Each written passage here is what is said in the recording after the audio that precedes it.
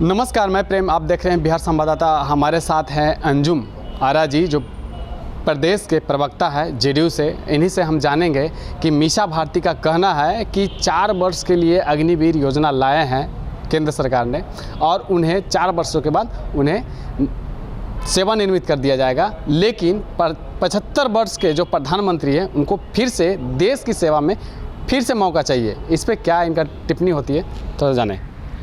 देखिए, श्रीमती मीसा भारती जी के उस बयान को हम लोगों ने सुना और बहुत उनका बयान जो था वो शर्मनाक रहा है, क्योंकि किसी भी उम्र में जो बड़े होते हैं उनके लिए इस तरह का उन्होंने संबोधन किया है तो निश्चित रूप से उनके संस्कार को परिलक्षित करता है। उनके भी पिता, मुझे लगता है कि हमारे देश के प्रधानमंत्री या फिर आदरणीय लालू प्रसाद यादव जी की उम्र लगभग सेम रही होगी या फिर उनके पिता शायद ज़्यादा ही उम्र के रहे होंगे, और तो अपने पिता के लिए भी वो इन्हीं शब्दों का निश्चित रूप से इस्तेमाल करती होंगी, तभी वो बेधड़क इस तरह के शब्द उन्होंने इस्तेमाल किया है।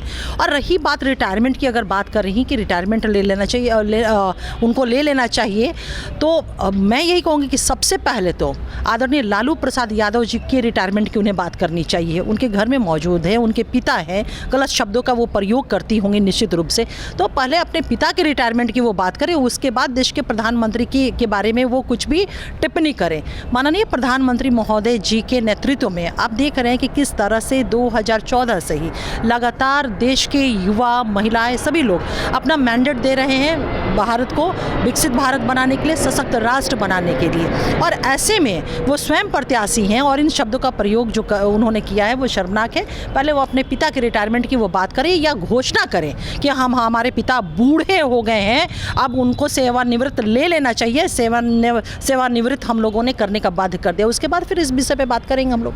तेजस्वी यादव एक भरे मंच में कहते हैं कि 10 वर्ष से केंद्र में मोदी की सरकार है, 17 वर्ष से एनडीए की सरकार प्रदेश में है, लेकिन उन्होंने क्या किया? देश में तो कल कारखाने हैं, जो प्राइवेट जो भी नौकरियां हैं वो प्राइवेट कर दिया गया, बेच दिया गया। ये प्रदेश में जो है विकास के नाम पर क्या हुआ? लूट। देखिए, वो विपक्ष में है। सबसे बड़ी चीज़ है कि जो जनता होती है वो बताती है अपने मैंडेट के माध्यम से कि जो काम सत्तारूढ़ दल ने किया है उसको कितना वो स्वीकार कर रही है, अस्वीकार किया है। तो 2014 के बाद 2019 और अभी 2024 जनता ने आदरणीय नरेंद्र मोदी जी की लीडरशिप को स्वीकार किया है, उनके विकास को स्वीकार किया है। तो अब वो ये बातें कर रहे हैं तो वो विपक्ष में कर सकते हैं। रही बात हमारे प्रदेश की, तो ये बताने की ज़रूरत नहीं है, ठीक है, वो आज विपक्ष में इस बात को बोल रहे हैं, लेकिन तेजस्वी यादव जी जब हमारे साथ होते हैं तो सुशासन बाबू या सुशासन के जो कार्यक्रम है उसकी तारीफ करते तो वो थकते नहीं हैं। तो विपक्ष का काम ये नहीं होता है कि जो काम हो रहे हैं, जिसको जनता एडमायर कर रही है, जनता उसको इंश्योर कर रही है, उसके भी खिलाफ में बोला जाए। बताने की ज़रूरत है कि एक दौर था जब बिहार उनके माता पिता के शासनकाल में, जो 15 वर्षों का शासनकाल था, ये बिहार देश के ऊपर बोझ माना जाने वाला बिहार था, ये बिहार बदहाल बिहार था। और जब 2005 के बाद से बिहार की जनता ने हमारे नेता नीतीश कुमार जी को अपना आशीर्वाद दिया बिहार के मुस्तकबिल के लिए, तो ये बिहार विकासशील बिहार बना। आज देखिए ना, महिलाएं जो कभी घर के दहलीज से बाहर नहीं निकलती थी, आज चौक चौराहों पे वर्दी पहन करके हमारी आपकी रक्षा सुरक्षा 24 घंटे में 24 घंटे करती है। जो महिलाएं पाई पाई की मोहताज हुआ करती थी, आज जीविका दीदी, देश में सबसे ज़्यादा अगर जीविका दीदियाँ हैं तो वो बिहार में 1,40,00,000 हमारी जीविका दीदियाँ। आज वो न सिर्फ अपने परिवार की आर्थिक रूप से वो संबल बनी हुई है, बल्कि अपने राज्य की भी और देश के भी आर्थिक ग्रोथ को वो बढ़ा रही हैं। तो लॉ एंड ऑर्डर क्या था?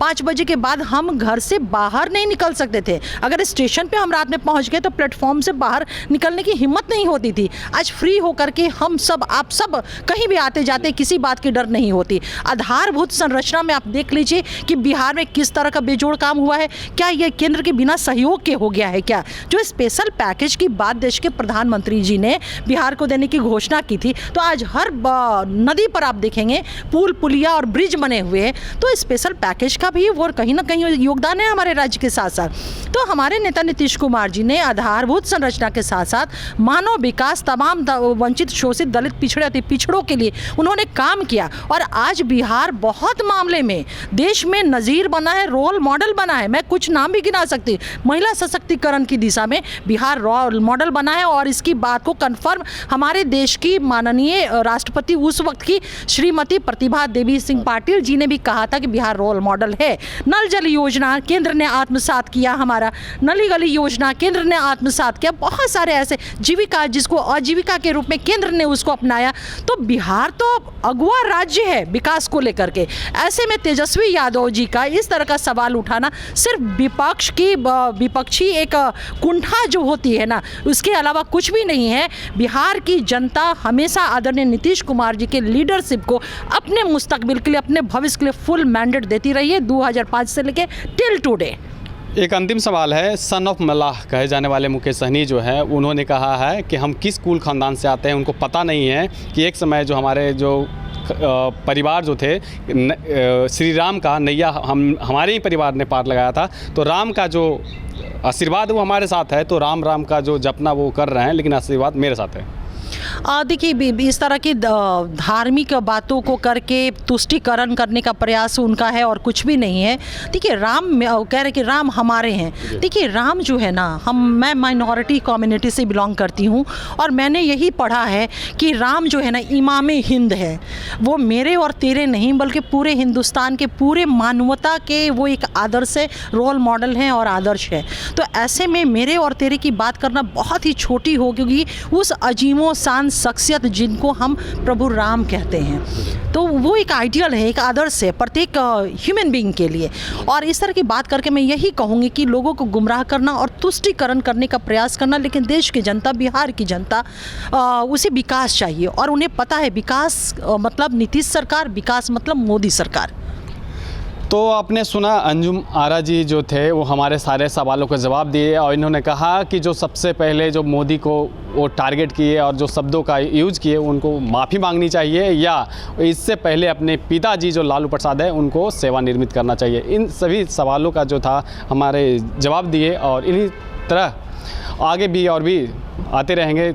इसी तरह के तमाम खबरों के लिए बने रहें और देखते रहें बिहार संवाददाता। धन्यवाद।